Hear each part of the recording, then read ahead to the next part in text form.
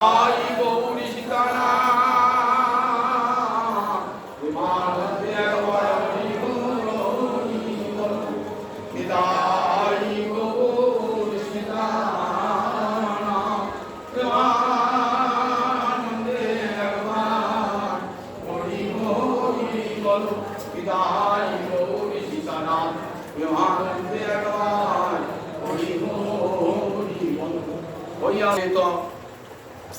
ভক্তবৃন্দের চরণে আমার কোটি কোটি দণ্ডবত প্রণিপাত।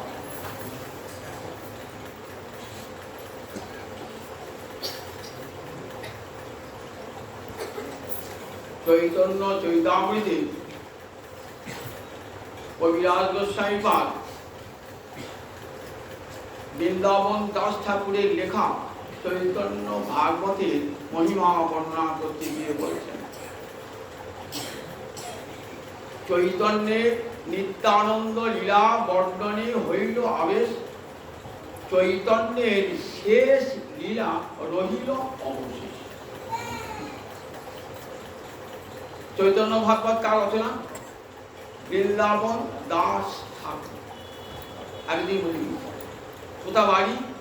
দেনমুর, এই বর্ধমান জেলায় মন্তেশ্বরের কাছে দেনমুর। কে ছিলেন বৃন্দাবন দাস? শিবাসের ভ্রাতুষ্পুত্রী, নারায়ণীর পুত্র,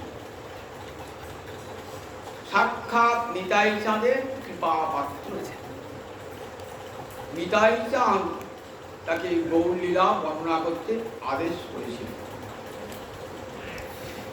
নিজ গুরুদেবের কথা বর্ণনা করতে করতে এত আবিষ্ট হয়ে গেছেন না, এত আবিষ্ট গেছেন, বলছেন নিত্যানন্দ লীলা বর্ণনে হইল আবেশ, চৈতন্যের শেষ লীলা রহিল অবশেষ। চৈতন্য লীলা বর্ণনা করতে গেছেন তো, কিন্তু নিজ গুরু নিত্যানন্দ লীলা বর্ণনা করতে গেছেন এত আবিষ্ট হয়ে গেছেন যে চৈতন্যের সব কথা, বিশেষ করে শেষকালে দিব্যন্মা লীলার কথা, যেটি পরম চমৎকারজনক লীলা, গৌরহরি রসময়ী লীলা, রাধা ভাবে বিভাবিত হয়ে গম্ভীরা মন্দিরে নয়ন জলে বুক ভাসিয়ে যে বিলাপ করেছিলেন, সেটি আর বলা হল না। মনে হয় যেন বইখানা হঠাৎ শেষ হয়ে গেল। তাই কবিরাজ গোস্বামী পাদ বলছেন, নিত্যানন্দ লীলা বর্ণনে হইল আবেশ, চৈতন্যের শেষ লীলা রহিল অবশেষ। চৈতন্যের শেষ লীলা আর বর্ণনা করতে পারেন নাই, নিজ গুরুর কথা বলতে বলতে এত আবিষ্ট হয়েছে। সেই অসমাপ্ত কাজকে সম্পূর্ণ করলেন কবিরাজ গোস্বামী পাদ। বৃন্দাবনে গোবিন্দ মন্দির দেখেছেন তো? এই গোবিন্দ মন্দিরে যিনি অধ্যক্ষ ছিলেন তার নাম হরিদাস পণ্ডিত। তিনি প্রতিদিন চৈতন্য ভাগবত পাঠ করতেন। সমস্ত ব্রজবাসী উৎকণ্ঠ হয়ে সেই চৈতন্য ভাগবত শ্রবণ করতেন। তাদের অন্তরের বাঞ্ছা ছিল যে মহাপ্রভুর যে শেষ লীলা, অন্তিম লীলা, অন্তলীলা, দিব্যন্মা লীলা, সেটি কার কাছে শোনা যায়? শুনতে বড় আকুলতা জাগল, কিন্তু কে বলবেন চৈতন্যের অন্তিম লীলার কথা? বলতে পারেন একজন, কিন্তু তিনি তো বয়সের ভারে শান্ত ক্লান্ত, ৮০-র উপর বয়স হয়ে গেছে, অশীতিপর বৃদ্ধ। তাকে অনুরোধ করলে হয়তো রক্ষা করবেন বটে, কিন্তু কেমন করে তাকে বলি? সমস্ত বৈষ্ণবেরা একত্রিত হয়ে গেলেন কৃষ্ণদাস কবিরাজের কাছে। কোথায় বাড়ি কৃষ্ণদাস কবিরাজের? এই ঝামরপুর কাছে, এই ঝামরপুর, ভালো করে জেনে রাখুন। কত কত তীর্থ কাছে ঝামরপুর, ঝামরপুর বহরান একাদশী দিন বিজয়া দশমী পর একাদশী উৎসব হয়। তখন বললে আপনারা বৈষ্ণব এসেছেন, আপনাদের আদেশ তো শিরোধার্য, কিন্তু আমি তো অতি বৃদ্ধ, হস্ত হালে মনোবুদ্ধি নাহি রহেছি, আমার হাত কাঁপছে, কলম ধরবো কেমন করে, মন বুদ্ধি ঠিক না, পঞ্চক্রিয়ায় আমার শরীর ব্যাধিগ্রস্ত হয়ে গেছে, আমি চোখে ভালো করে দেখতে পাই না, কানও ভালো করে শুনতে পাই না। কিন্তু বৈষ্ণব আপনারা ব্রজবাসী বৈষ্ণব, আপনাদের আদেশটা লঙ্ঘন করি কেমন করে? দেখুন এই কৃষ্ণদাস কবিরাজ কার কৃপাটা পেয়েছেন? রঘুনাথ দাস গোস্বামী। মহাপ্রভুর অপ্রকটের পর রঘুনাথ দাস গোস্বামী চলে যান বৃন্দাবনে। বৃন্দাবন গোবর্ধন পাহাড়ের উপর উঠে নিজের দেহটাকে ত্যাগ করতে চেয়েছিলেন, তিনি রূপ আর সনাতন এসে ধরেছিলেন। দেখো রঘুনাথ, এই দেহের উপর আর তোমার কোন সত্য স্বামিত্ব নাই, কারণ এ দেহ তুমি গৌচরণে নিবেদন। তখন রঘুনাথ দাস তুমি নিয়ে এলেন রাধাকুণ্ডের তীরে বসে। রঘুনাথ দাস গোস্বামী দিবারাত্র হারাধি হারাধি করে থাকেন। আজও দেখবেন রাধাকুণ্ডের তীরে, সেখানে গেলেই মনে হয় রঘুনাথ দাস গোস্বামীকে নয়ন জলে মুখ ভাসিয়ে হারাধি করে গেলেন। মাথার উপর করে ছাউনি নাই, তীব্র রৌদ্রে জ্যৈষ্ঠ মাসের দিনে ছাতি ফেলে যাচ্ছে, তবু নয়ন জলের বিশ্রাম নাই। আষাঢ় মাসে বৃষ্টি, শীতকালে শীত, সব উপেক্ষা করে হারাধি করে কাঁদছেন রাধা কুণ্ডের তীরে। সেই সময় কবিরাজ গোস্বামী পাদ যুবক কবিরাজ গোস্বামীকে রূপ সনাতন বললেন, তুমি গিয়ে রঘুনাথ দাস গোস্বামীর সেবা করো। রঘুনাথের সেবা করতেন, আর ওই মহাপ্রভু অন্তিম লীলার কথা নিজে সাক্ষাৎ চোখে দেখেছিলেন, তো সেই লীলার কথা বর্ণনা সব জানতেন কবিরাজ গোস্বামী পাদ। কার কাছে শুনে শুনে? ওই রঘুনাথ দাস গোস্বামীর কাছ থেকে শুনে শুনে ব্রজবাসীদের অভাব পূর্ণ করলেন। তখন অনেকটা বয়স হয়ে গেছে কবিরাজ গোস্বামী পাদ। মদন মোহনের মন্দির দেখেছেন তো বৃন্দাবনে? ওই মদন মোহনের মন্দিরে এলেন। মদন মোহনের মন্দিরে এসে বললেন, মদন মোহন, এই বৃদ্ধ বয়সে কেমন করে কলম ধরবো, তুমি আমায় কৃপা না করলে আমি পারব না। প্রণাম করলেন। মদন মোহনের গলা থেকে একটি মালা খসে পড়ল, সেই মালাটি দিলেন পূজারি এসে কবিরাজ গোস্বামী। কবিরাজ গোস্বামী ভাবলেন, এটি আজ্ঞামালা, আমাকে যেন মদন মোহন আদেশ করলেন, তুমি লেখো চৈতন্য অবশেষ। এই গ্রন্থ লিখায় বলে মদন মোহন, এই গ্রন্থ আমাকে কে লিখেছেন? সাক্ষাৎ মদন মোহন লিখেছেন। কবিরাজ গোস্বামী পাল বলছেন, দেখো বৃন্দাবন দাস চৈতন্য ভাগবত মনুষ্যের রচিতে নারে হইছে গ্রন্থ ধন্য।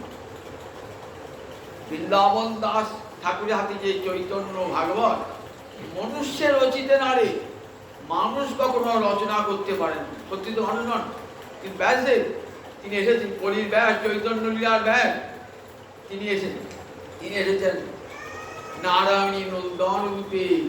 চৈতন্য লীলার ব্যাস বৃন্দাবন দাস। ভারত শোনাবুন, কৃষ্ণ লীলা বর্ণনা করেছিলেন বেদব্যাস, চৈতন্য লীলা বর্ণনা করেছিলেন কলির ব্যাস কে? বৃন্দাবন দাস।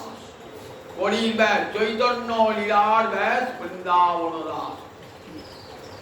সেই বৃন্দাবন দাস নিজ গুরুদেবের কথা বর্ণনা করতে বলছেন। বর্ণনা করতে আর শেষ পর্যন্ত মহাপ্রভু অন্তিমা বর্ণনা।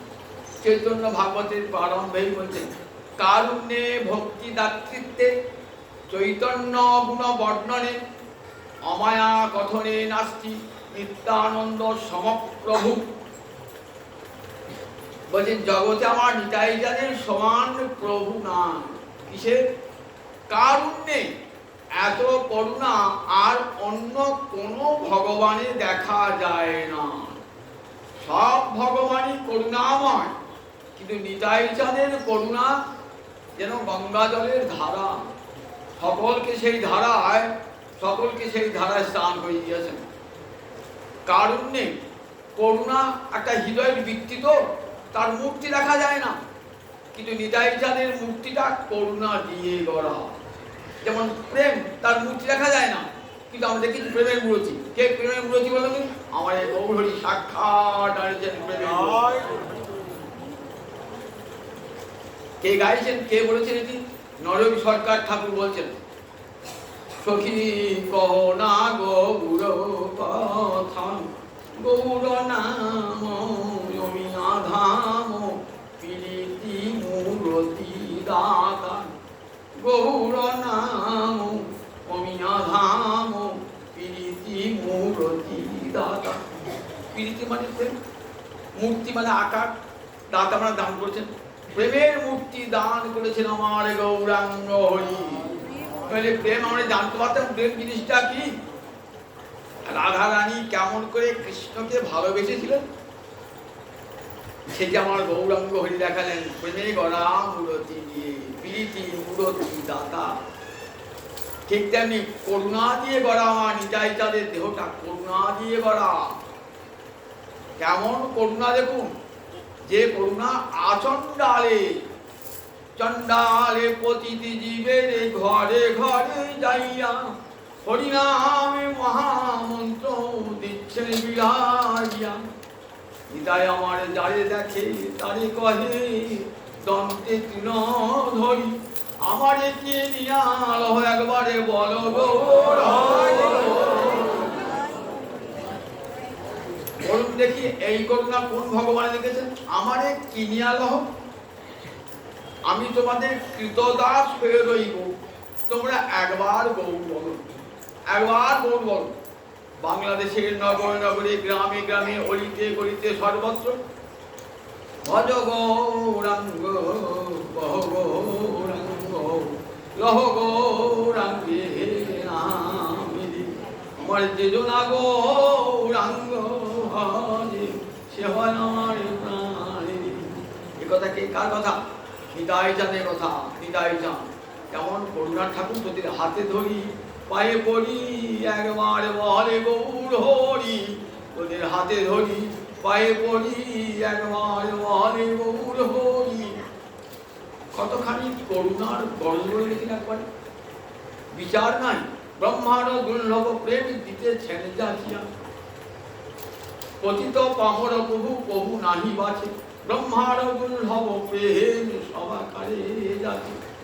ব্রহ্মার দুর্লভ যে রাধা প্রেম ব্রহ্মাদি দেবগণ বাঞ্ছা করেন কিন্তু পান না। কোথায় লেখা আছে? কথা শ্রীমদ্ ভাগবতে উদ্ধব বলছেন, ওগো ব্রজদেবীগণ, তোমাদের প্রেমের এক কণা ব্রহ্মাদি দেবগণ যোগী ঋষিগণ বাঞ্ছা করেন কিন্তু পায় না।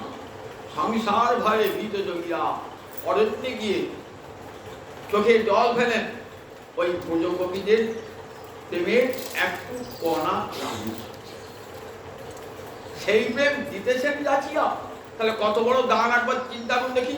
কাকে দিলেন? কলিযুগের মানুষকে। যে কলিযুগের মানুষের ধর্মকর্ম নাই, যে কলিযুগের মানুষ অনাচারী, ব্যভিচারী, দুরাচারী, যত প্রকার আচার ভ্রষ্ট হয় সবকিছু, সেই কলিযুগের মানুষকে দান করলেন। চণ্ডালে পতিতি জীবের ঘরে ঘরে যাইয়া হরিনামে মহামন্ত্র দিচ্ছেন বিলাইয়া। যারে দেখে তারে কহে দন্তে তৃণ ধরি, আমারে কিনিয়াল একবার বলো গৌর হরি। কারুণ্যে ভক্তি রাত্রিতে এই করুণা আর অন্য কোনো ভগবানে দেখা যায় না। এই করুণা গৌর হরি এলেন পৃথিবীতে রাধা প্রেম বিতরণ করবার জন্য, কিন্তু তিনি তো রয়ে গেলেন বন্দী। কোথায়? লীলাচলে রয়ে গেলেন বন্দী। সেখানে দিবারাত্র কাঁদছেন, নয়ন জলে কাঁদছেন, যেমন করে রাধা কেঁদেছিলেন। 24টা বছর ঘরে ছিলেন, 24টা বছর, 6টা বছর সারা ভারতবর্ষ পরিভ্রমণ করলেন, 18 বছর রয়ে গেলেন লীলাচলে। আর তো নাম বিতরণ করবার জন্য আসেন নাই। এইবার গেলেন, সেই অসাধ্য কাজ কে পূর্ণ করলেন? নিতাই চাঁদ সর্বত্র ঘরে ঘরে নাম দিলেন। দুই ভাই এক তনু সমান প্রকাশ, একই দেহ যেন নিতাই আর গৌর, সমান প্রকাশ। জগৎ জীবের দ্বারে দ্বারে কাউকে পাচ্ছিলেন না, সকলকে দান করলেন। চণ্ডালপতি মহাপ্রভু যা বাঞ্ছিত, যে সকল নয়নে দেখিবে যারে, নাম প্রেম দিও তারে। দেখো নিতাই কেহ যেন বঞ্চিত না হয়, যাকে চোখে দেখবে তাকেই কৃষ্ণ নাম পাপ দেবে। জাতির বিচার করবে না, কুলের বিচার করবে না, ধর্মের বিচার করবে না, বর্ণের বিচার করবে না, আচারের বিচার করবে না। যাকেই নয়নে দেখবে তাকেই কৃষ্ণ নাম বলা। যাকে দেখেছেন তাকে কৃষ্ণ নাম বলেছেন। ভাবেন এটি ব্রাহ্মণে কি কৃষ্ণ নাম দেবো? যে চণ্ডাল চাঁড়া বড়া পোড়া একে দেবো না, চণ্ডালকে দিলেন, আবার ব্রাহ্মণকে দিলেন। এই লোকটা পুণ্যবান, একে দেবো নাম, আর এই লোকটা পাপিষ্ঠ দেবো না তার নাম। এই লোকটা ধনী, একে দেবো, দরিদ্র তাকে দেবো না। সকলকে আচরণ দ্বারে কৃষ্ণ নাম, আচরণ দ্বারে। কত বড় করুণা! আবার নিতাই চাঁদে দেখুন একবার, আবদ্ধ করুণা সিন্ধু কাটিয়া মহা, ঘরে ঘরে বলে প্রেম অমি আরো। যে করুণা সিন্ধু আমার মহাপ্রভু আটকিয়েছিল তার বান কেটে দিলেন। জগৎ জীবের দ্বারে দ্বারে দাও এই প্রেম, সবার কেউ যেন প্রেম থেকে বঞ্চিত না হয়। সংসারের পার হইয়া ভক্তির সাগরে যে ডুবিবে সে ভজুক আমার নিতাই চাঁদে। বৃন্দাবন দাস বলছেন, সংসার পার হয়ে যদি কেউ ভক্তির সাগরে ডুবতে চান, তাহলে আমার নিতাই চাঁদের চরণ আশ্রয় করুন। নিতাই চরণ সত্য তাহার নিত্য, নিতাই পদ সদা করদাস। যদি গৌর ভজতে হয়, যদি রাধা মাধবকে ভজতে হয়, আগে নিতাই চাঁদের চরণ ভজনা করুন। তাহলে নিতাই ভজতে গৌর পাবো, রাধা মাধব। কারণে ভক্তি দাতৃত্বে কি ভক্তি দান করে দেখো। যে ভক্তি ব্রজ গোপীরা গোবিন্দকে যে ভক্তি দিয়ে সেবা করতেন, সেই ভক্তি দান করলেন পরিজীবের দ্বারে দ্বারে। তাই ভক্তি দাতৃত্ব চৈতন্য গুণবর্ণনে, আমার মহাপ্রভুর গুণবর্ণনায় মুখ অমায়া কথনে বলেন। আমার মহাপ্রভুর কথা কেমন? অকপট কথা, যেখানে কোনো প্রকার কুটিলতা ছিল না, অমায়া অকপট বচনে নাস্তি নিত্যানন্দ সমপ্রভু। নিতাই চাঁদের সমান কেউ নাই। বৃন্দাবন দাস ঠাকুর চৈতন্য ভাগবতের প্রারম্ভে কোথায় এসেছিলেন এই নিতাই চাঁদ? মহাপ্রভু এসেছিলেন নবদ্বীপে। নিতাই চাঁদ কোথায় বলুন দেখি?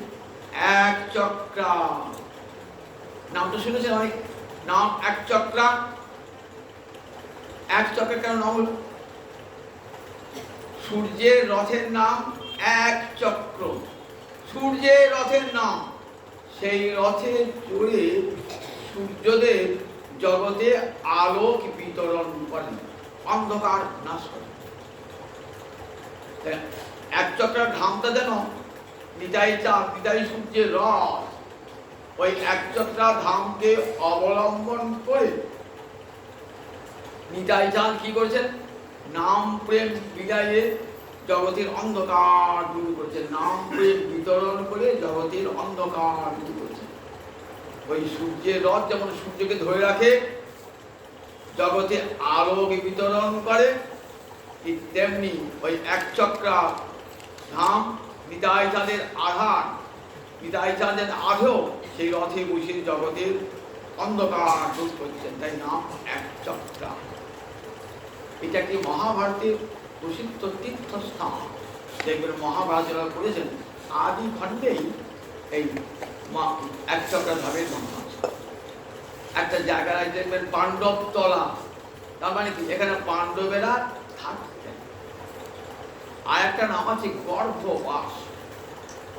যখন নিতাই চাঁদ তার মায়ের পেটে, মায়ের নাম কি ছিল? পদ্মাবতী। পিতার নাম কি ছিল? হারাই পণ্ডিত। পদ্মাবতী পেটে যখন 8 মাস রয়েছেন না, এক যোগীরাজ এলেন, সেই যোগীরাজ এসে দেখেই বলছেন গর্ভবাস গর্ভবাস। সবাই জিজ্ঞেস গর্ভবাসের অর্থ কি?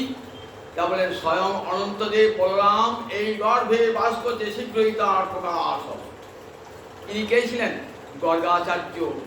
কৃষ্ণলীলায় নামকরণ করেছিলেন বলরামের এবং কৃষ্ণের, তিনি যোগীরাজ এলেন। পাণ্ডব তলাবারে জায়গাটা আছে না, এখানে পাণ্ডবের বাস করতেন। তখন বলেন দেখি যখন বারণাবতে পুরোচন জ্যোতিগৃহ তৈরি করেছিলেন মারবার জন্য পাণ্ডবদের, মারতে তো পারলেন না। বিদুরের পরামর্শে কি করলেন? খনক নিয়ে গিয়ে গর্ত খুঁড়ে থেকে সুরঙ্গ খুঁড়ে পঞ্চ পাণ্ডব এবং কুন্তি চলে এলেন। পরে ভীম আগুন লাগিয়ে দিয়েছেন ওই জ্যোতিগৃহে। সবাই ভাবলো বলে কুন্তি এবং পঞ্চপাণ্ডব মরে গেছে। তখন কুন্তি এবং পঞ্চপাণ্ডব ব্রাহ্মণ তপস্বী বেশে ঘুরে ঘুরে বেড়াচ্ছেন, সর্বত্র ঘুরতে ঘুরতে কোথায় এলেন? এই একচক্রা নামক স্থানে এলেন। ব্যাসদেব এলেন সঙ্গে। ব্যাসদেব বললেন এখানে 1 মাস থাকুন, তারপর আমি পড়া। যুধিষ্ঠির বলছে আহ কি সুন্দর জায়গা, অনেক জায়গায় চিনেছি তো, কিন্তু এমন সুন্দর পরিবেশ দেখলে মনে হয় ধাম তীর্থ। এত মনোরম পরিবেশ, প্রাকৃতিক পরিবেশ, খুব আনন্দ পেলে ধাম দেখেই যেন আনন্দ পাচ্ছেন। রাত্রে স্বপ্ন দেখছেন, স্বয়ং শ্রীকৃষ্ণ স্বপ্নদান করেছে যুধিষ্ঠিরকে। যুধিষ্ঠির জানো কলিকালে এইটা হবে মহাতীর্থ, আমি আবির্ভূত হব নবদ্বীপে, আর আমার দ্বিতীয় বলরাম আবির্ভূত হবেন এই একচক্রায়, এই সেই তীর্থস্থান। তখন জানলেন যে এটি তীর্থস্থান, এখানে কি আসবেন? অনন্তদেব বলরাম আবির্ভূত হবেন। অনন্তদেব বলরাম আবির্ভূত হবেন। রাঢ় দেশে একচক্রা গ্রামে মাঘ মাসের শুক্লপক্ষে ত্রয়োদশী তিথিতে আবির্ভূত হলেন নিতাই চাঁদ। পদ্মাবতী কোল আলো করে আবির্ভূত হলেন নিতাই চাঁদ। বাল্যকালটা কেমন করে কাটল? বাল্যকাল 12টি বৎসর ঘিরে রইলেন। কেমন খেলা করতেন? রামলীলার খেলা, কৃষ্ণলীলার খেলা, অন্য কোনো খেলা নাই, কৃষ্ণলীলার খেলা। কখনো বকাসুর বধ, কখনো অঘাসুর বধ, এইসব হচ্ছে। আবার রামলীলায় কখনো রাম রাবণের যুদ্ধ। ছোট ছেলে এই খেলা কেমন। হারাই পণ্ডিত পিতা সব সময় কুবের, বাল্যকালের নাম ছিল কুবের, কুবেরকে সব সময় চোখে রাখতেন, যেখানে যে সঙ্গে নিতেন কুবের। 7টি ছেলে, তার মধ্যে এই নিত্যানন্দ সর্বজ্যেষ্ঠ। হারাই পণ্ডিতের 7 সন্তান, তার মধ্যে নিতাই চাঁদ জ্যেষ্ঠ পুত্র। এত ভালোবাসতেন, কখনো কোনো জায়গায় নিতাই চাঁদকে এক মুখ দেখতে রাখে থাকতে পারতেন। এমনি করে 12টি বছর কাটল।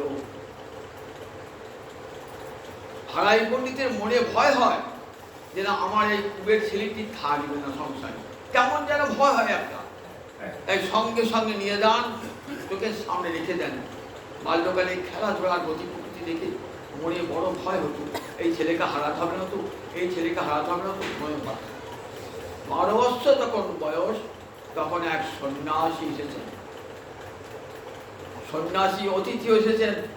শাস্ত্রে বলেছে অতিথি দেব ভব, অতিথি যদি আপনার গৃহে আসে জানবেন দেবতা এসেছে আপনার গৃহে, তাকে আদর আপ্যায়ন করা কর্তব্য। অতিথি সৎকার ভারতবর্ষের চিরকালের ধর্ম। অতিথি যদি আপনার গৃহ থেকে ফিরে যায় তাহলে কি পাপটা হয় বলুন দেখি? অতিথির যস্য ভগ্নাশ গৃহাৎ প্রতি নিবর্ততে সতস্মৈ দুষ্কৃতিং দত্ত্বা পুণ্যম আদায় গচ্ছতি। সে অতিথি তার সমস্ত পাপটা গৃহস্থকে দিয়ে দেয়, আর গৃহস্থের সব পুণ্য নিয়ে চলে যায়। তাই অতিথি সেবা পরম ধর্ম। হারাই পণ্ডিত ছিলেন, অতিথি সেবা পরম ধর্ম। বেদের নির্দেশ, বেদের ঋষিরা নির্দেশ করেছেন যে অতিথি সেবা করুন। অতিথিকে সেবা করেছেন। একদিন একটা রাত থেকে গেলেন অতিথি। এই যে সন্ন্যাসী অতিথি, ইনি কে? অনেকে বলেন মহাপ্রভুর দাদা ছিলেন, তার নাম বিশ্বরূপ। 16 বৎসর বয়সে সন্ন্যাস গ্রহণ করেছেন। সন্ন্যাস গ্রহণ করে কি নাম ধারণ করেছেন? শঙ্করারণ্যপুরী নাম ধারণ করেছেন। শঙ্করারণ্যপুরী। অনেকে বলেন সেই শঙ্করারণ্যপুরী এলেন, কিন্তু ঠিক নামটি কোথাও পাওয়া যায় না। কেউ বলেন না ঈশ্বরপুরী এসেছিলেন। যাই হোক, এক সন্ন্যাসী এলেন, সারা রাত্রি থাকলেন। কৃষ্ণ কথায় সারা রাত্রি কেটে গেল হাই পণ্ডিতের। সকালে একটু বলছেন, পণ্ডিত আমার একটা প্রার্থনা আছে। কি প্রার্থনা? আমি তো সন্ন্যাসী মানুষ, সর্বত্র ঘুরে বেড়াই, আমার সঙ্গে কোনো সেবক নাই, তাই তোমার জ্যেষ্ঠ পুত্রকে আমি সঙ্গে চাই। মাথায় বাজ হয়ে গেল, জ্যেষ্ঠ পুত্রকে, যে আমার নয়নের নিধি, তাকে ছাড়তে হবে। মনে মনে ভাবছেন, একদিন বিশ্বামিত্র এসেছিলেন দশরথের কাছে যে আমার যজ্ঞ নষ্ট করেছে অসুরেরা, তোমার রামচন্দ্রকে আমার সঙ্গে দাও। দশরথ বলছে আমি যাব, রামচন্দ্রকে দেবো না। রামচন্দ্র আমার ছোট ছেলে, কি পারবে? বললেন না না, আমি তোমাকে নিতে আসি নাই, আমি রামচন্দ্রকেই নিতে এসেছি। দেবে না? তখন গুরু বশিষ্ঠ বলছে, দেখো বিশ্বামিত্রের আদেশ যদি লঙ্ঘন করো তাহলে কিন্তু বড় ক্ষতি হবে। নিতে দাও রামচন্দ্রকে, কোনো ক্ষতি হবে না। রামচন্দ্রকে নিয়ে দেবেন। দশরথ রাম বিরহে কেটেছিলেন, তবুও দিয়েছিলেন পরমার্থে দান, তো তাই দান করেছিলেন। ভাবছেন, একদিন কপিল মাকে ছেড়ে চলে এসেছেন। কপিল ভগবান মাকে ছেড়ে, মা তখন স্বামী চলে গেছেন সন্ন্যাসে, ছেলেকে একমাত্র ছেলেকে সন্তান কিনে থাকেন। কপিল সন্ন্যাসে যাবেন। মা দেবুক্তি বলে, মা আমি এবার সন্ন্যাসে যাব। ভাবলেন সেদিন মাকে অসহায় হয়ে ছেলেকে বিদায় জানাতে হয়েছিল। সেই অতি যদি ফিরে যায়, জিজ্ঞাসা করে, ছেলে তো আমার একা নয়, মনে মনে ভাবছে ছেলে তো আমার একা নয়, আমার স্ত্রীরও সন্তান। নিজের স্ত্রী পদ্মাবতীকে জিজ্ঞাসা করলেন, পদ্মাবতী দেখো সন্ন্যাসী আমাদের সন্তানটিকে চায়, তার সন্তানটিকে দেবো? বলেন স্বামীর যা ধর্ম আমার তাই ধর্ম, আমি সহধর্মিনী, স্বামীর যা ধর্ম আমার তাই ধর্ম। আমি সন্তান নিতে চান, আপনি সন্তানকে দান করতে পারেন। দান করলেন, চলে গেলেন। সেই সন্ন্যাসীর সঙ্গে নিত্যানন্দ ঘুরছে। আর নিত্যানন্দ নাম পরে নাম হচ্ছে নিত্যানন্দ, আসল নাম হচ্ছে কুবের। সেই কুবেরের বিরহে 3 মাস হারাই পণ্ডিত অন্ন গ্রহণ করেন নাই। সারাতে জীবন কেঁদেছেন নিতাই নিতাই করে। 20টা বৎসর নিতাই চাঁদ ঘুরছেন। ভারতবর্ষে যত তীর্থ আছে সব তীর্থে ঘুরছেন। মাঝখানে পাণ্ডারপুর কাছে জায়গা, সেইখানে সন্ন্যাসী অন্তর্হিত হলেন। নিতাই চাঁদকে আলিঙ্গন করে তার নিজের সর্বশক্তি নিতাই চাঁদকে অর্পণ করে সন্ন্যাসী অন্তর্ধান করে। বলেন এই যে শঙ্করারণ্যপুরী অর্থাৎ বিশ্বরূপী, তার সমস্ত শক্তি নিতাই চাঁদের মধ্যে অর্পণ করে চলে গেল। এরপরে নিতাইয়ের ভাব, ঠিক বলরামের ভাব আবেশ হয়ে গেল। বলরামের আবেশে ঘুরছেন সর্বতীর্থে। ভারতবর্ষের যত যত তীর্থ, 20টা বৎসর তীর্থ ঘুরেছেন। কথা, সব তীর্থ ঘুরে আবার পুরীধামে এলেন। পুরীধাম থেকে আবার গেলেন বৃন্দাবন, খুঁজে খুঁজে বেড়াচ্ছেন। তখন বলরাম ভাবে আবেশ, তো তাকে খুঁজছেন, আমার ভাই কৃষ্ণ কোথায়, আমার ভাই কৃষ্ণ কোথায়। একবার যাচ্ছেন মহিষী বন, একবার যাচ্ছেন ভান্ডি বন, দ্বাদশ বন, ঘুরে ঘুরে বেড়াচ্ছেন। যমুনার কুল সর্বত্র ঘুরছেন, শ্যাম কুণ্ড, রাধা কুণ্ড, সব গিরি গোবর্ধন সব। কোথায় আমার ভাই, কোথায় আমার ভাই বেড়ায়, কোথায় আমার ভাই বেড়ায়। সব জায়গায় আমার ভাইয়ের সিংহাসন আচ্ছাদিত। নয়ন জলে ভাসছেন, কোথায় আমার ভাই গেল, কোথায় আমার ভাই গেল বলে কাঁদছেন। বৃন্দাবনে যারা রয়েছে সাধু সন্ত, তারা শুনতে পেয়েছেন যে নবদ্বীপে হরিনাম সংকীর্তন শুরু হয়েছে। গয়া থেকে ফিরে আসার পর আমার মহাপ্রভু শিবাসঙ্গনে হেমদণ্ড বাহু তীরে হরে কৃষ্ণ কৃষ্ণ কৃষ্ণ হরে হরে, হরে রাম রাম রাম হরে হরে। নাম সংকীর্তনে মাতোয়ারা গোটা নবদ্বীপকে নাম সংকীর্তনে, গোটা নদিয়াকে নাম সংকীর্তনে মাতোয়ারা করছেন। হরি সংকীর্তনে সবাই ভাবছেন তাহলে এবার কৃষ্ণ কোথায় আবির্ভূত হয়েছেন? নবদ্বীপেই আবির্ভূত হয়েছেন। মাধবেন্দ্র পুরীর সঙ্গে সাক্ষাৎ হলো। মাধবেন্দ্র পুরী ইঙ্গিতে জানালেন যে এবার আর বৃন্দাবনে নয়, এবারে নবদ্বীপ লীলার সূচনা হবে। বৃন্দাবন লীলা শেষ হয়েছে, এবার নবদ্বীপ লীলা। নবদ্বীপে এবার নব কলেবরে গৌর হয়ে কৃষ্ণ এসেছেন। নব কলেবরে গৌরাঙ্গ রূপে শচীগর্ভ সিন্ধু মাঝে উদিত হয়ে যান। জগৎ জীবের সবাইকে কৃষ্ণ নাম বলিয়ে আবির্ভূত হয়েছেন স্বয়ং নিতাই চাঁদ। চৈতন্যের সৃষ্টি এই নাম সংকীর্তন। জগৎ জীবের দ্বারে দ্বারে নাম সংকীর্তন বলাবে। কেন? সংকীর্তন রাসরস। দেখুন, যখন বৃন্দাবনের রাস হচ্ছে না, তখন মহাদেব ঢুকতে গিয়েছেন রাসিলাতে। যোগমায়া দ্বারের প্রহরী, পুরুষকে ঢুকতে দেবেন না। বলেন আমি দ্বারে ঢুকবো, রাসমঞ্চে ঢুকবো। বলে না, তুমি পুরুষ, তোমার প্রবেশাধিকার নাই। তখন প্রতিজ্ঞা করলেন মহাদেব, দেখো আমি প্রতিজ্ঞা করলাম যে রাসমঞ্চে আমাকে ঢুকতে দিলে না, সেই রাস কলিযুগে আমি প্রতিটি জীবের ঘরে ঘরে রাস ও রস সংকীর্তন জগতে। সেই সদাশিব কে হইল? অদ্বৈত প্রভু, সেই সদাশিব মহাদেবের অবতার। সদাশিব গঙ্গার তীরে বসে কাঁদছেন, হা গৌর হা প্রাণ কৃষ্ণ সুরে নয়ন জলে মুখাসি। যেদিন আমার নিতাই চাঁদ জন্মেছেন সেদিন হুঙ্কার দিয়েছেন। কেন কেন হুঙ্কার দিয়েছেন? বুঝি বলরাম এলো বুঝি। চোখের জলে বুক ভাসিয়ে অদ্বৈত প্রভু দেখেছেন জগৎ জীবের দ্বারে দ্বারে এবার সংকীর্তন রাসরস। হরিনামে মালা করুন, দেবেন মালাটা কেমন গোলাকার, 108টা মালা আছে তো। এই 108টা মালা মানে 8টা প্রধান আগত। রাধারানী সখী অষ্টসখী প্রথম 8টা মোটা মোটা দেখবেন 8টা, পরবর্তী 100টা। এক একটা গুটি মানে 1 কোটি গোপ, 100টা মানে 100 কোটি গোপ। ঠিক যা মন্ডলা আকারে রাস হয়েছে, ঠিক মন্ডলা আকারে। মাঝে মাঝে দুই দিকে নিয়ে বুঝেওয়ালা, মাঝখানে চিকটলা, মাঝখানে গ্রন্থি, ওদিকে কি বলেন? কৃষ্ণ। আর দুই পাশে দুই গোপী, দুই গোপী একা কৃষ্ণ। রাসমণ্ডলে নাচে দুই গোপী একা কৃষ্ণ। দুই দিকে দুই বুঝেওয়ালা, মাঝখানে চিকট গালা। ওই 100টি মালা হলো, এক একটি মালা মানে 1 কোটি গোপী, তাহলে 100 কোটি গোপী। আর 8টি প্রধান, প্রথম দিকে 8টি ধরতে হয়। এই 8টি প্রধান আসক্তি রাধারানী, অষ্টমহাশক্তি। তাহলে হরিনামে জপ করছে তো, প্রতি মুহূর্তে রাসলীলার স্মরণ হচ্ছে, রাসলীলার স্মরণ হচ্ছে।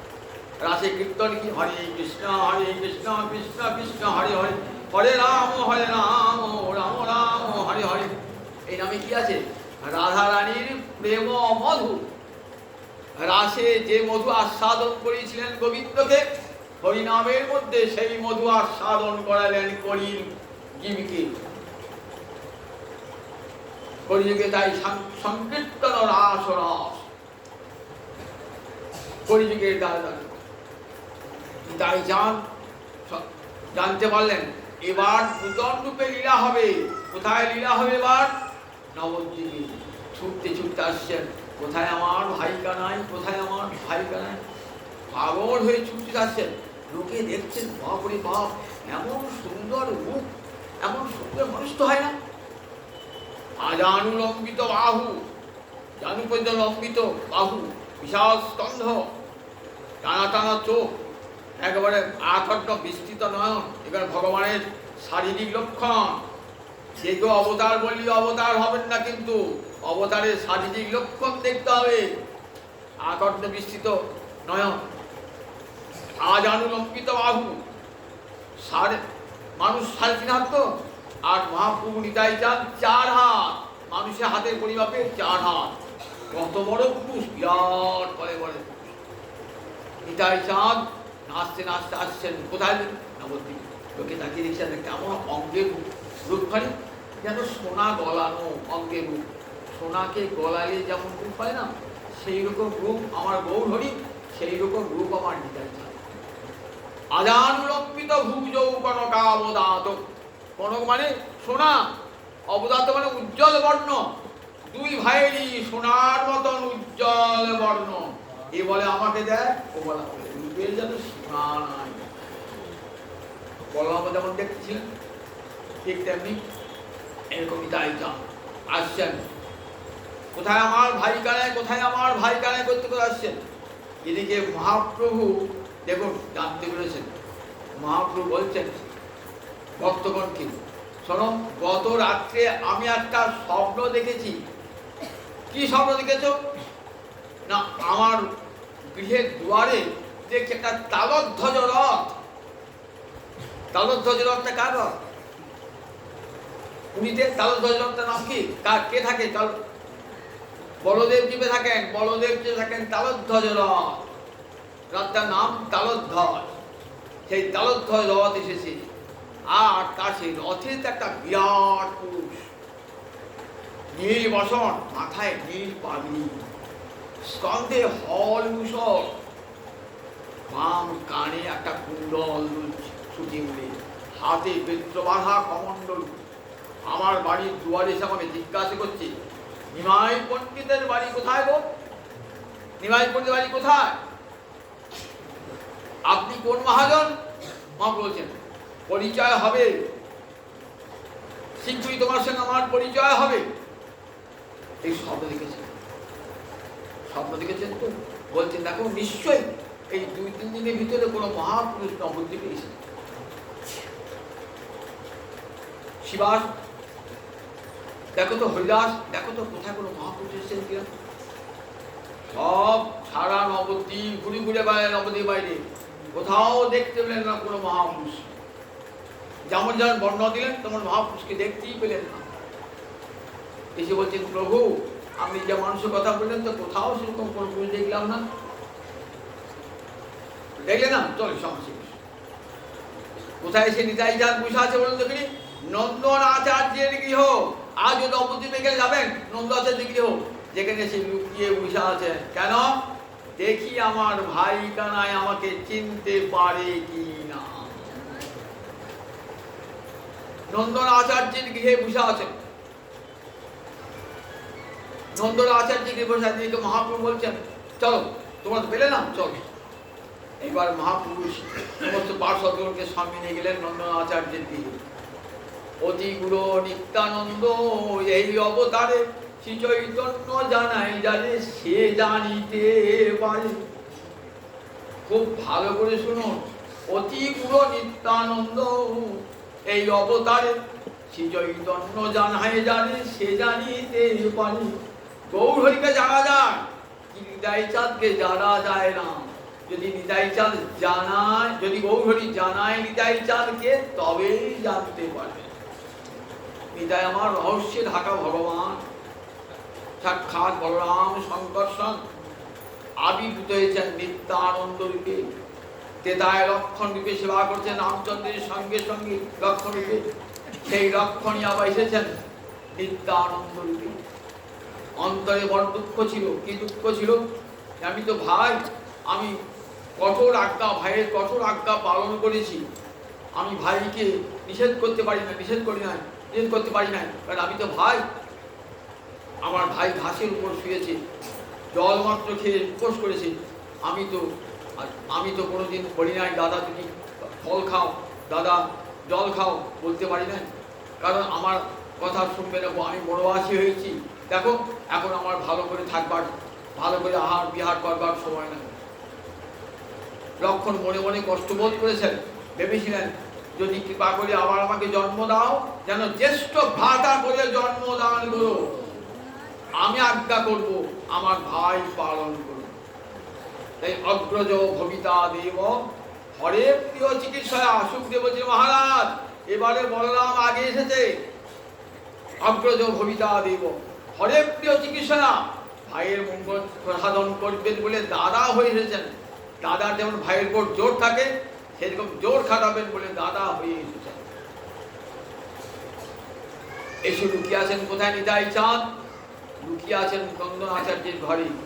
মহাপ্রভু গেলেন, মহাপ্রভু যাওয়ার সঙ্গে সঙ্গে তাকিয়ে তাকিয়ে দেখছেন, তাকিয়ে তাকিয়ে দেখছেন, এই কি আমার সেই কানাই, এই কি আমার সেই কানাই, এই কি আমার সেই কানাই।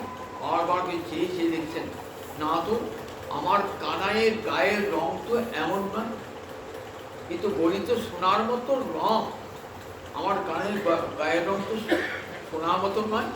তাহলে একে ওই হাতে বাঁশি তো নাই, ত্রিভঙ্গ ভঙ্গি হইতে দাঁড়ান নাই, তাহলে কে? মনে মনে ভাবছে। মহাপ্রভু বুঝতে পেরেছেন, মহাপ্রভু নিতাই চাঁদকে জানাবেন, নিতাই চাঁদ গৌরহরিকে জানাবেন। দেখুন দুজন দুজনকে জানাবে না। শিবাস পণ্ডিতকে বলছে, শিবাস ভাগবতের শ্লোকটি পড়ো, গোষ্ঠলীলা একটি শ্লোক পড়ো। গোষ্ঠলীলার শ্লোক পড়ছেন, বারা পিরাঙ্গে নটবর বপু কর্ণয় কর্ণিকার বিপ্রদ বাস কনক কবিসং বৈজন্তী চমাল রন্ধ্রান বেনো রধন সুধয়া পুরায়ণ গোবিন্দই বৃন্দারণ্যং শপদ রমণং প্রাবিশদ গীত কীর্তি। উত্তরগোষ্ঠ, উত্তরগোষ্ঠ কাকে বলে? গরু চড়িয়ে বৃন্দাবনে ফিরছে। আর পূর্বগোষ্ঠ যখন বৃন্দাবন থেকে যায়, আসছেন গোবিন্দ কেমন ধুলায় ধূসর মূর্তি গায়, বরহা পিরং নট বড় বকু, মাথায় ময়ূরের পাখাটি আছে, এত ধুলো লেগেছে মুখে, মাথায় ময়ূরের পাখাটি, তাও কি সুন্দর মানাচ্ছে। যার রূপ সুন্দর তার সবই সুন্দর। কবিরাজ আমাদের কালিদাস, মহাকবি কালিদাস অভিজ্ঞান ও শকুন্তলম নাটকে বলছেন, সরসিজম অনিবিদ্যম শৈবলে না বিরম। পদ্ম ফুল যদি শ্যাওলায় ঢাকা থাকে না, তাহলেও সেই সুন্দর। দেখেন না সরোবরে পদ্ম ফুল ফুটেছে, সরসিজম অনুবিদ্ধম শৈবলে না, শ্যাওলা দ্বারা ঢাকা থাকলো, সে মনে হয় স্বাভাবিক রূপ, তো স্বাভাবিক রূপ। তাই কৃষ্ণচন্দ্র আসছেন তো অপূর্ব এই ধূলিধূসরিত বদন যেন আরো সুন্দর হয়েছে, মাথায় ময়ূরের পাখা। আসছেন কেমন? নাচতে নাচতে আসছেন, ওই নাচাটি ভুলতে পারেন না। ওই দাপর থেকে নেচে আসছেন তো কলিযুগে সেই নাচ। নটবর ঠিক শ্রেষ্ঠ নর্তকের মতন চার কর্ণয় কর্ণিকার, কর্ণিকার গিরিমল্লিকা ফুল এক কানে, কর্ণে কুণ্ডল হয়ে দুলছে, কর্ণিকার মানে একটা, এক বছর আছে। তাহলে কর্ণয় দুটো কর্ণ, দুটো কানে কি করে একটা কর্ণিকারম হয়? তা বলছে একটা ওই কর্ণিকার মালা একবার বাঁ দিকে বন্ধ করতে দেখাচ্ছে, একবার বাম কানে হচ্ছে, আর একবার ডান কানে হচ্ছে। একটাই গিরিমল্লিকা ফুল কুণ্ডলের মতন, একবার এখানে একবার এখানে। মজা করতে করতে আসছেন। কর্ণয় কর্ণিক বিভ্রাট বাস কনক কবিশন, পরিধানে কি আছে? পরিধানে পীতবসন। কর্ণয় বিভ্রাট বাস কনক কবিশন, সোনার মতন পীতবসন পরে আছেন, আসছেন। বৈজন্তী মালা, গলায় বৈজন্তী মালা, 5 ফুলে গাথা বৈজন্তী মালা গলায় দিয়ে আসছেন। হাতে মোহন মুরলী, সেই মুরলী রন্ধে রন্ধে সুর গান করতে করতে আসছেন কোথায়? প্রাবিশদ গীতকে বৃন্দারণ্যকে শপথ রমণ, বৃন্দাবনে প্রবেশ করলেন, গীতকীর্তি ভগবান প্রবেশ করলেন। এই শ্লোকটি যে পড়েছেন না, মনে পড়ে গেছে গোষ্ঠলীলার কথা। বলরাম একেবারে কেমন অবস্থায়, বলরামের অষ্টসাত্ত্বিক বিকার অঙ্গে দেখা দিয়েছে, একবারে মূর্ছিত হয়ে পড়লেন। আবার বলো, আবার গড়া বিরঙ্গে নটবর বপু কর্ণয় কর্ণিকার বিভ্রাট বাস কনক কবিশন বৈজন্তী চমাল রন্ধ্রান মেরু রধন সুধয়া পুরায়ণ গোবিন্দই বৃন্দারণ্যং শপথ রমণং প্রাবিশদ গীত কীর্তি।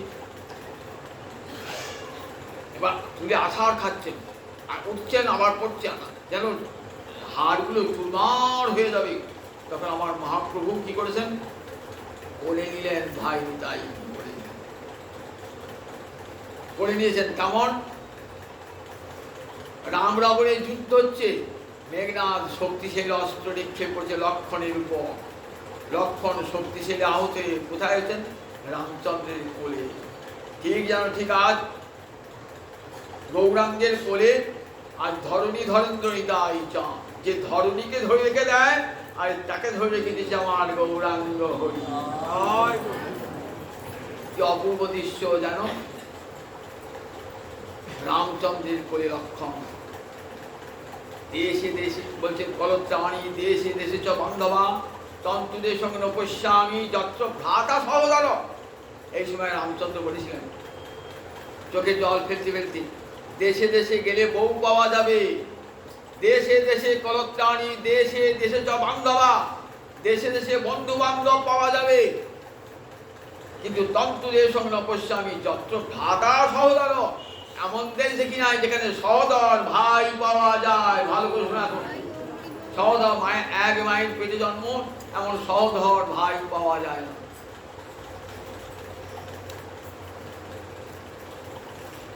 অনেকক্ষণ পর বলছেন শ্রীপাদ তুমি মূর্ছা মহাপুর ভাগবতের শ্লোক শ্রীপাদ করে আওড়াতে আওড়াতে অনেকক্ষণ পর মূর্ছা দশা দূর হলো। বলছেন শ্রীপাদ কোথেকে আসছো? বলছেন আসছি বৃন্দাবন থেকে। বৃন্দাবন থেকে কোথায় আমার ভাই কানাই বলে ছুটতে ছুটতে আসছে। তখনও গৌরহরি তার নিজের স্বরূপটা দেখানি। বলে আগামীকাল তো ব্যাস পূজা, গুরু পূর্ণিমা, তা গুরু পূর্ণিমাটা কোথায় হবে? নিতাই চাঁদ ভাবি বিবরে শিবাস পণ্ডিতকে হাতে ধরে বললেন এই বামুনের ঘরে হবে। খুব আনন্দ শিবাস পণ্ডিতের, এইখানে ব্যাস পূজা হবে। প্রতি ব্যাস পূজা হয় বলেন দেখিনি?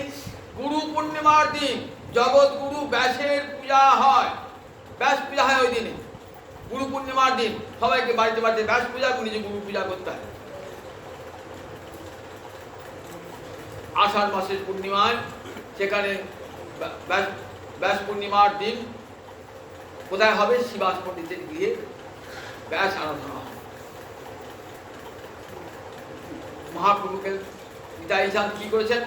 আগের দিন রাত্রিতে দণ্ড ভেঙে দিন, খান খান করে দণ্ড ভেঙে দিন। আরে সন্ন্যাসী দণ্ড ভাঙতে আছে হয়নি কেন? বলছেন যার জন্য দণ্ড ধারণ তাই কি দর্শন হয়ে গেল, আর কি দণ্ড রাখার কি প্রয়োজন আছে? যার জন্য দণ্ড ধারণ তার দর্শন হয়েছিল, তাকে দর্শন হয়ে গেল, আর দণ্ডের প্রয়োজন। দণ্ড ভেঙে দিলেন মহাপ্রভু, সেই দণ্ড নিয়ে কোথায় ফেলে দিলেন? দণ্ড নিয়ে ফেলে দিলেন গিয়ে গঙ্গার জলে। মহাপ্রভু নিতাই চাঁদের দণ্ড ফেলে দিলেন গঙ্গাতে, আর গৌরহরি দণ্ড কে ফেলেছিল? নিতাই চাঁদে ভেঙে ভাগী নদীর জলে ফেলেছিল।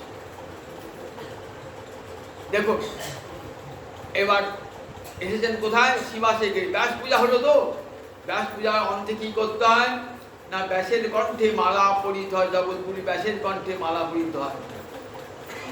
নিতাই চাঁদ হাতে করে মালাটি নিয়েছে, দাও ব্যাসের কণ্ঠে দাও। ব্যাসের মূর্তি রয়েছে, ব্যাসের কণ্ঠে দিচ্ছে না। ঘুরতে ঘুরতে ঘুরতে ঘুরতে কোথায় এসেছেন? ঠিক এসেছেন কোথায়? গৌরহরি যেখানে দাঁড়িয়ে আছেন, গৌরহরি কণ্ঠ খুঁজলেন। কেন ব্যাসের গলা না পড়িয়ে? বললেন দেখো ব্যাস যার অবতার, ব্যাস যার আবেশ অবতার, সেই স্বয়ং গৌরহরির কাছে থাকলে আবার ব্যাসকে দেবো কেন? গৌরহরিকে দিলেই তো ব্যাসকে দেওয়া হয়ে গেল। এইখানে শিবাস পণ্ডিতের ঘরেতেই বললেন গৌরহরি তোমাকে নির্জনে কথা বলি, তোমার সেই কালো রং গেল কোথায়? তোমার সেই বাঁশি গেল কোথায়? তোমার মাথায় মোহন চূড়া গেল কোথায়? মোহন সিকিপিচ্ছ গেল কোথায়?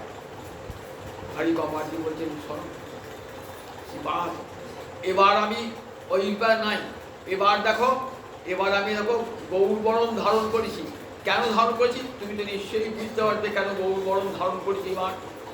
এবার দেখো আমার হাতে দণ্ড কমণ্ডলু, এবার আর বাঁশি নাই হাতে। আবার দেখো আর দেখো আমার এবার বৃন্দাবনে ছিল খেলাধুলা, ছিল কি বৃন্দাবনে খেলাধুলো, লুকোচুরি খেলা ছিল। এখানে কি খেলা হবে? এখানে নাম সংকীর্তনের খেলা হবে। কি দেখালেন? সরভুজ মূর্তি দর্শন করালেন, চারটি হাতে শঙ্খ চক্র গদা পদ্ম আর দুটি হাতে। তারপরে বুঝতে পারলে যাই চান আমার ঠাকুরটি এসেছেন, এবার আমার ভাই কানাই এসেছেন, এবারে নবরূপে লীলা হবে। প্রয়াধাম থেকে ফিরে এসে উদ্দণ্ড কীর্তন শুয়েছে শিবাসঙ্গনে। যতক্ষণ নিতাই না আসছেন ততক্ষণ পর্যন্ত যেন গৌরহরি নাম সংকীর্তন লীলা সম্পূর্ণতা প্রাপ্ত হচ্ছে না। নিতাই চাঁদ যে এলেন শিবাসঙ্গনে উদ্দণ্ড হরিনাম সংকীর্তন, এবং নিতাই চাঁদকে হরিদাস এসেছেন, অদ্বৈত এসেছেন। এবার 16 আনা পূর্ণ, এবারে নগরে নগরে নিতাই চাঁদ নাম বিলাবে কে? তুমি আর হরিদাস জগতে সর্বত্র গিয়ে হরিনাম বিলাও। বলো কৃষ্ণ, কহ কৃষ্ণ, লহ কৃষ্ণ নাম, কৃষ্ণ মাতা কৃষ্ণ পিতা কৃষ্ণ ধন প্রাণ। সবাইকে গিয়ে বলো কৃষ্ণ মাতা কৃষ্ণ পিতা কৃষ্ণ প্রাণ ও ধন। জগতে দেখো একটা ভিক্ষা করবে, বড় কৃষ্ণ বলে বড় কহ কৃষ্ণ, বড় কৃষ্ণ, লহ কৃষ্ণ নাম, এই ভিক্ষা চায়। নবদ্বীপে প্রতিটি নগরে নগরে হরিদাস আর নিতাই চাঁদ গিয়ে সর্বত্র হরিনাম, আমার মহাপ্রভু আদেশকে সুধার্য করে সর্বত্র হরিনাম বিতরণ করলেন। জগাই মাথায় পাপিষ্ঠ, তাকেও পর্যন্ত হরিনাম থেকে বঞ্চিত করলেন না। তারপরে আমার মহাপ্রভু সন্ন্যাস গ্রহণ চলে গেলেন। কাটোয়াতে এলেন নিতাই চাঁদ, কাটোয়া থেকে নিয়ে গেলেন শান্তিপুর, অনেক বেলা রাশি কিন্তু নিতাই নিয়ে গেলেন শান্তিপুর। শান্তিপুর থেকে চলে গেলেন কোথায়? পুরীধামে। সেখানে নিতাই চাঁদ পশ্চাতে পশ্চাতে যাচ্ছে নিতাই চাঁদ, রয়ে গেলেন মহাপ্রভুর সঙ্গে। মহাপ্রভুর সঙ্গে রইলেন।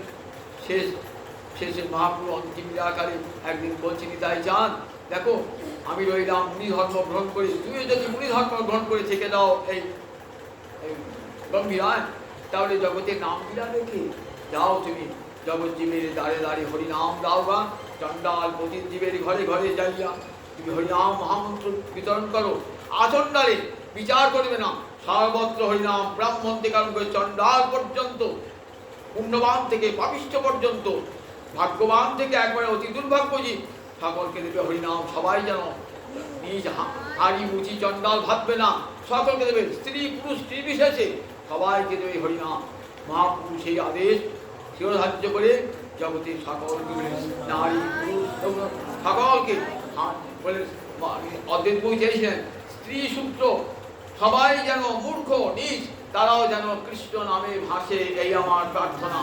নিতাই চাঁদ তাই প্রার্থনা, জগৎ জীবের দ্বারে দ্বারে সর্বত্র হরিনাম, কেউ যেন এই প্রেম ধর্মতে বঞ্চিত না হয়।